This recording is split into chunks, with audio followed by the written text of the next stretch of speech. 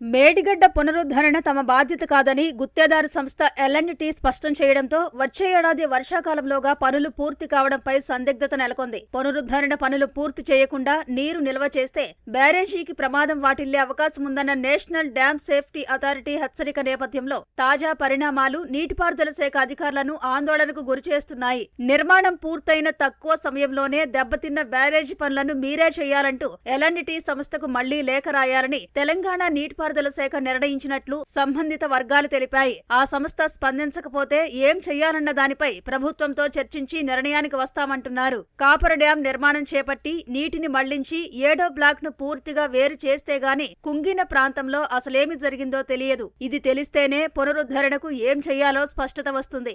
ఇది జరగాలంటే ముందుగా కాపర్ డ్యాం నిర్మించాలి. మరో 2 నెలల పాటు మేడిగడ్డ వద్ద కొంత ప్రవాహం ఉంటుంది. ఆ తర్వాత 3-4 నెలలు మాత్రమే సమయం మిగులుతుంది. ఇంత తక్కువ సమయంలో ఇన్వెస్టిగేషన్ పూర్తి చేసి కారణం తెలుసుకుని పునరుద్ధరణ పని పూర్తి చేయడం కష్టం. ఇది చేయకుండా నీటిని నిల్వ చేస్తే మరింత నష్టం వాటిల్లే అవకాశం ఉందని, రక్షణ లేకుండా గేట్లు ఎత్తి నీటిని వదిలినా ఎలాంటి సమస్య వస్తుందో చెప్పలేమని నేషనల్ డ్యామ్ సేఫ్టీ అథారిటీ ఇప్పటికే హెచ్చరించింది.